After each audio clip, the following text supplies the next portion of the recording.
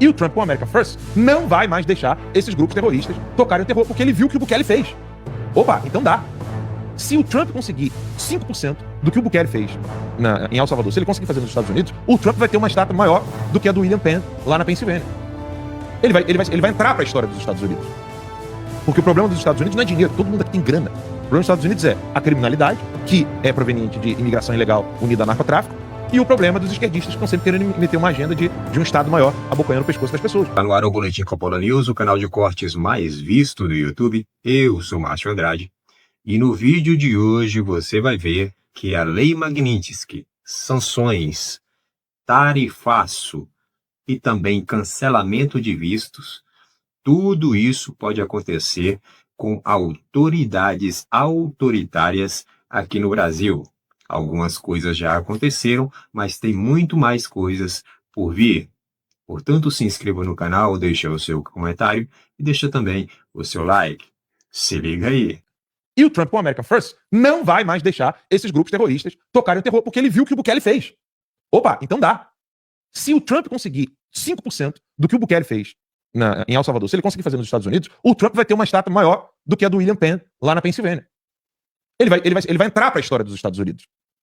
Porque o problema dos Estados Unidos não é dinheiro, todo mundo aqui tem grana. O problema dos Estados Unidos é a criminalidade, que é proveniente de imigração ilegal unida a narcotráfico, e o problema dos esquerdistas que estão sempre querendo meter uma agenda de um Estado maior abocanhando o pescoço das pessoas. O Trump está combatendo esses dois. Nós estamos em guerra, só que para isso o Trump precisa tirar o maior vampiro que está nos Estados Unidos, que é a China e a Rússia por meio de seus infiltrados. Então, o que está acontecendo com o Maduro na Venezuela é um reflexo disso. O Brasil pode sair como um grande vitorioso, tirando o Lula, tirando o Alexandre de Moraes, Dino e todos esses caras, e dizendo para o governo americano: o Estado brasileiro não ficará no lado de Maduro, China, Rússia e etc. Só que isso é uma decisão que tem que começar do povo e não dos políticos. É necessário ter um movimento nacional brasileiro, primeiro, de conscientização sobre o que está acontecendo, e segundo, um movimento que deixe claro: nós não queremos mais Alexandre de Moraes e Lula. Ponto final, acabou. Não tem essa de eleição, não queremos mais saber de eleição. É como o Eduardo fez. Quisera eu que o Novo falasse assim, ó: não queremos mais saber de eleições. Nós estamos em guerra nesse exato momento e nós só iremos querer disputar eleições quando o Brasil tiver eleições. E para o Brasil ter eleições, é necessário que o Bolsonaro seja solto e todos os inquéritos que estão no STF sejam anulados e todos os reféns sejam soltos imediatamente, porque isso aqui é guerra, senão nós vamos prender os responsáveis. Se isso acontecer, o Brasil tem muita chance de dar certo. Se isso não acontecer, as pessoas ficarão iludidas, os políticos que lá estão vão ficar iludindo vocês, colocando parente, amigo, coleguinha, para ganhar cargo no Senado, para ganhar cargo na Câmara Federal, fingindo para vocês que estão fazendo oposição, só que na verdade eles só estão garantindo o salário deles e o salário dos parentes. Questão dos Estados Unidos chegando, né? Porque sabe o que me impressionou, Lacombe? Eu tô ouvindo há uns dias que estava tendo protesto na Venezuela. Imagens antigas, né, que estavam usando. Como eu tenho contato tanto com o ex-presidente da Suprema Corte da Venezuela, quanto com e também tenho contato tanto com ele quanto com o Eduardo Bittar, eu perguntei para eles, essas imagens aqui são antigas, não sei porque eu lembro, né? Por exemplo, quando mostrou aquelas imagens das estátuas sendo derrubadas, eu me lembro de quando foi aqui dali, gente noticiou ao vivo no texto. Sim. Dali não é de agora. E aí eu achei estranho, falei assim, tá rolando alguma desinformação. Porque o que o pessoal no Brasil ainda não entendeu, né? Aqui quando eu falo pessoal, não é você que está nos assistindo. São jornalistas, os analistas e alguns outros curiosos que querem se meter no que está acontecendo. Nós estamos em plena guerra. E não é figura de linguagem, nós estamos literalmente em uma guerra. É uma guerra com desdobramentos ainda iniciais, em etapas distintas. É porque a palavra guerra, ela ressoa na cabeça das pessoas sempre como o desfecho final de um combate. Então, se você for analisar, por exemplo, a Segunda Guerra Mundial, a Primeira Guerra Mundial, a Segunda Guerra Mundial, você vai ver que até chegar aquele banho de sangue, foi em 44 ou já em 45? O maior índice de mortos na Segunda Guerra. Não fugiu aqui agora da cara. 45 é o último ano já, acho que não foi, né? Deve ter sido em 44. Mas assim, porque depende, né? Porque se você contar o dia D, se você contar as bombas, Hiroshima e Nagasaki... Mas teve um ápice ali, aí 45 foi... Então, mas de qualquer forma... A guerra na Europa terminou em maio. Aham. Então, maio, então é mais ou menos isso. É logo depois do inverno. Terminando o inverno, a guerra já estava acabando. Então, as pessoas tendem a ver guerra apenas como desfecho final. Só que a guerra, ela começa de modo distinto. Só para avisar que já somos líderes no horário, tá? 16 minutos de programa, tá bom, né? Bom. E o início de uma guerra, ele é assim, você tem vítimas, poucas Ó, vítimas. o Gonçalo tá dizendo 42, 1942. Foi o ano, inclusive, que minha bisavó O 42 foi o ápice da morte? foi executada, foi 42. Elise Bornstein, minha bisavó.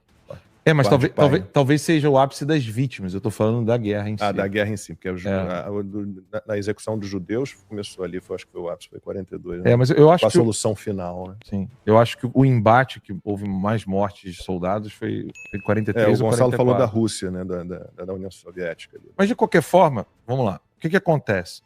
Você tem a fase inicial de uma guerra, onde algumas poucas vítimas são capturadas, são feitas reféns, e isso ainda não é motivo suficiente para usar força total numa guerra. Vamos, e isso já está acontecendo. O que já está acontecendo nesse exato momento? O Bolsonaro, ele está dentro de um processo legal? Não. O Bolsonaro, ele está prisioneiro. Ele está prisioneiro, ele está na casa dele, mas ele é prisioneiro por um crime que ele não cometeu, sendo julgado por uma corte que ele não deveria ser julgado por um crime que não aconteceu. Então, isso é um prisioneiro de guerra. Bolsonaro é um prisioneiro de guerra. Sim. As vítimas do 8 de janeiro, eles cometeram crime? Não. Gente, foram mais de 1.000 pessoas presas. Ninguém pode dizer que isso é... Porque uma coisa, você tem um equívoco ou uma decisão ruim ou corrupta de um juiz aqui e acolá. Nós estamos falando da Suprema Corte prendendo mais de 1.000 pessoas sem crime. Isso é guerra? Óbvio que é guerra. Né? Então você tem essas vítimas do 8 de janeiro, as pessoas anteriores ao 8 de janeiro, meu caso, o caso do Eustáquio, o caso do Daniel Silveira, Roberto Jefferson, Sarah Winter, que a gente não pode esquecer, também foi vítima, e tantos outros. Então, tem várias pessoas que eu não quero esquecer o nome de ninguém aqui, mas se você ficar listando o nome, o programa não acaba hoje. E essas ações de guerra que foram tomadas, elas têm etapas, e uma das etapas que nós estamos vivenciando nesse exato momento é o convencimento das massas. Quando os Estados Unidos precisava entrar na Segunda Guerra, os Estados Unidos deixou ser atacado em Pearl Harbor. O movimento America First, que é o movimento hoje que está impulsionando Trump, ele surge antes da Segunda Guerra Mundial para convencer as pessoas que os Estados Unidos não deveriam se meter na guerra e cuidar dos problemas internos. Existe um artigo maravilhoso sobre isso, da Diana West.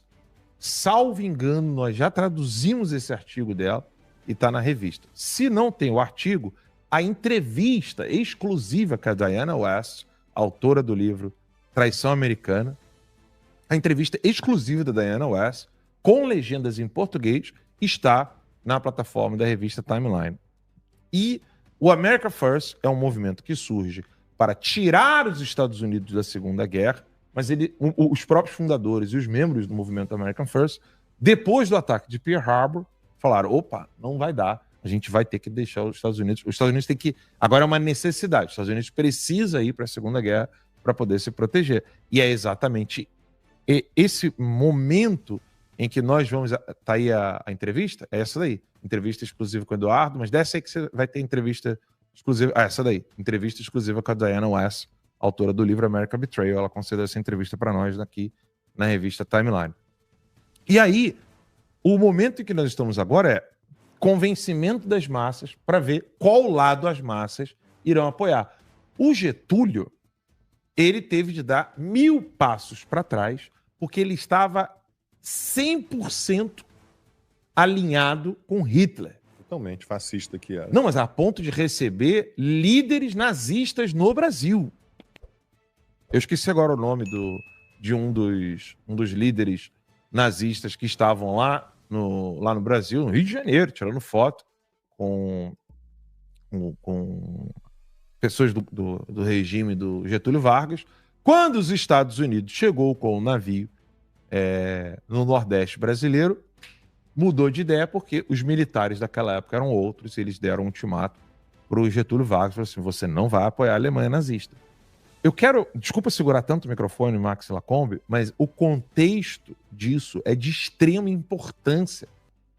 E você não... Eu afirmo aqui, categoricamente, não é vaidade da minha parte, não é prepotência, mas você não vai encontrar isso em lugar nenhum, o que eu vou dizer para você aqui agora. Olha o quão difícil foi para Getúlio sair da aliança com a Alemanha nazista e entrar para o lado certo da guerra, na Segunda Guerra Mundial. Por quê? O maior líder católico na época, leigo, né, Alceu Amoroso Lima era o pseudônimo dele. O nome dele era... Não, Tristão de Ataíde. Tristão de Ataíde era O nome era Alceu Amoroso Lima. Isso, Alceu Amoroso Lima, que usava o pseudônimo Tristão de Ataíde. Ele era um dos maiores líderes intelectuais do Brasil e era um católico que no início era o livro mais lido de lógica, metafísica, não sei o quê. Esse cara, ele começou como fascista e depois virou comunista. Ele deu mole, ele perdeu totalmente a linha e sobrou o Gustavo Corsão, eram todos no mesmo centro Dom Bosco. O que é isso aí? Benito Mussolini, senhor Benito Mussolini. Que carta é essa? Consegue ler aí, Max? A produção está Carta do colocando Getúlio aqui. Vargas. Agradeço. Consegue ler, Max? Lê aí, Agradeço sua cordial mensagem de saudação ao governo e ao povo brasileiro trazido pelo avião. Realizou voo inaugural, linha transoceânica, empreendimento destinado a estreitar laços de amizade, ligam nossas pátrias e facilitar as nossas relações de interesse econômico e cultural. Getúlio Vargas. Você vê que você pode botar assinado Lula, né? Pois é, exatamente. Você pode colocar ali assinado para Lula. Maduro. Aí, mais um Lula. documento que a produção achou aí, olha aí. Senhor Excelentíssimo. O que é ali? Aí tá em alemão. Dem Herr. Seine... Leia lá com a alemão. Não, pede pro Pedro, pô. Vernichten Pedro que morou lá. Staten. Tá em alemão aí. ó. Adolf Adolf Hitler. Hitler. Que documento é isso aí? Rapaz. Mostra aí. Documento pro Brasil, isso aí? Telegrama recebido, olha lá.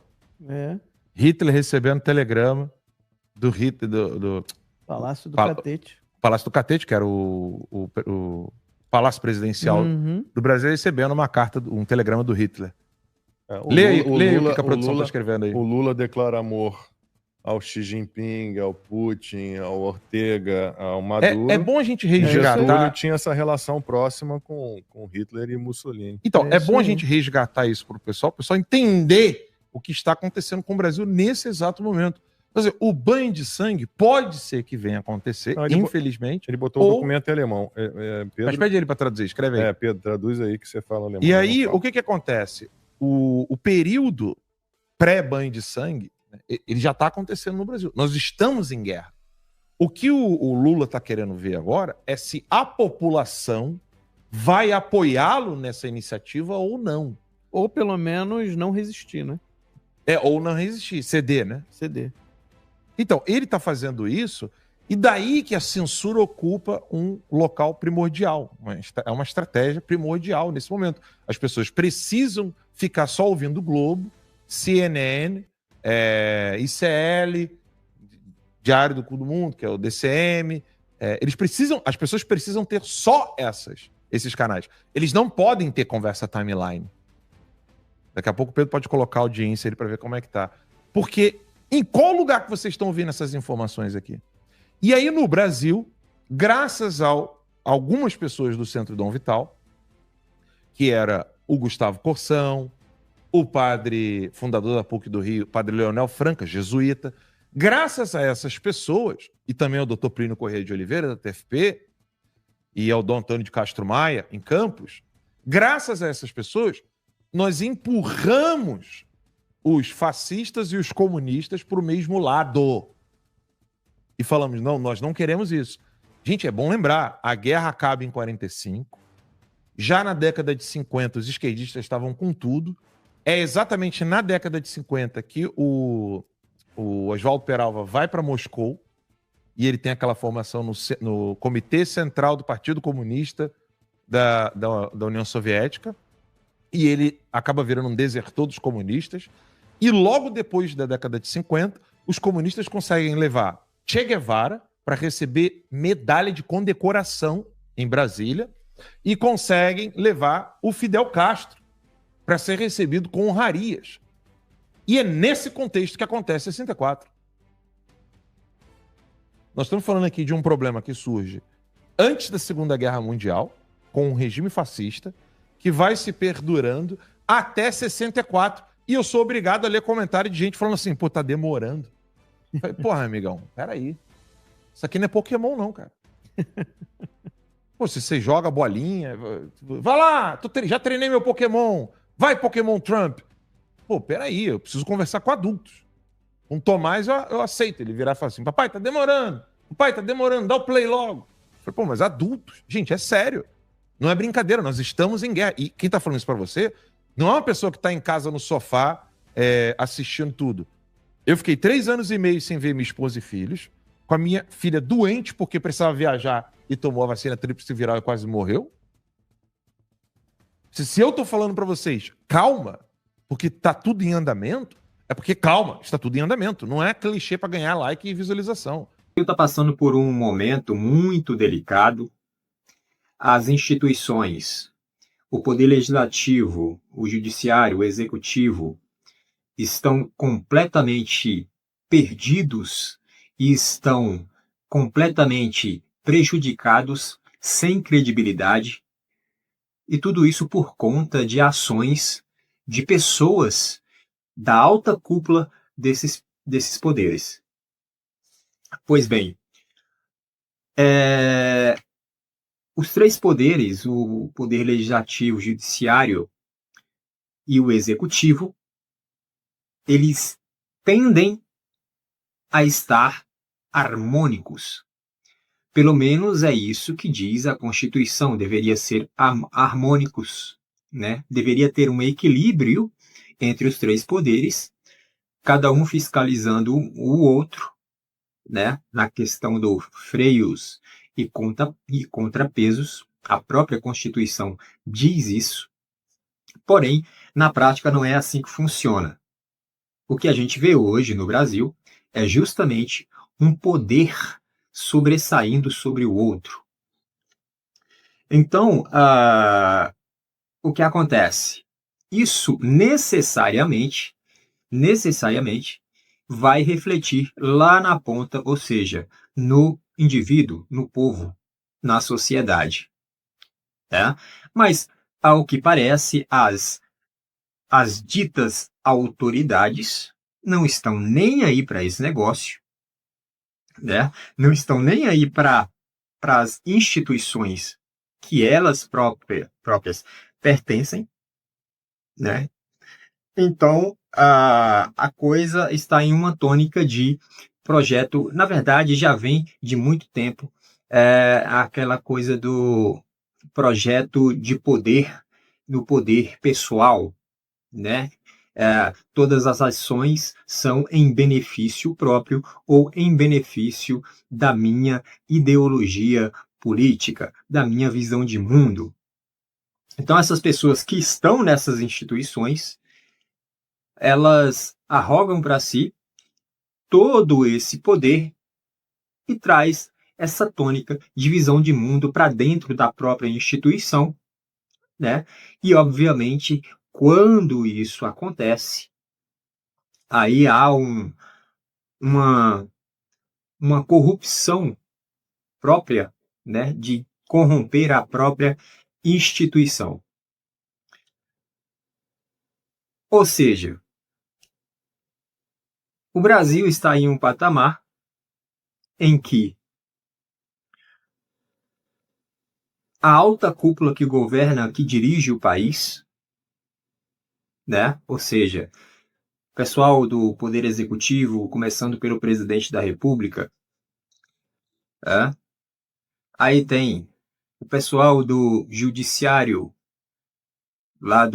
começando lá pelo STF, aí tem o pessoal do Legislativo, começando lá pelo Senado, tem o pessoal lá da Câmara, são os deputados e tudo mais, no Senado e senadores. E ao que parece, a coisa está se enveredando aí para para algo muito grande aí,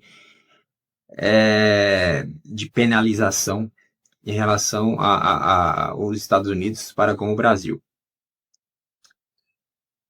É isso. Essa é a situação em que o Brasil se encontra, essa é a situação em que a população brasileira, a sociedade do Brasil, a nação brasileira se encontra. Por esse vídeo é isso, se inscreva no canal, deixe o seu comentário e deixe também o seu like. Até breve.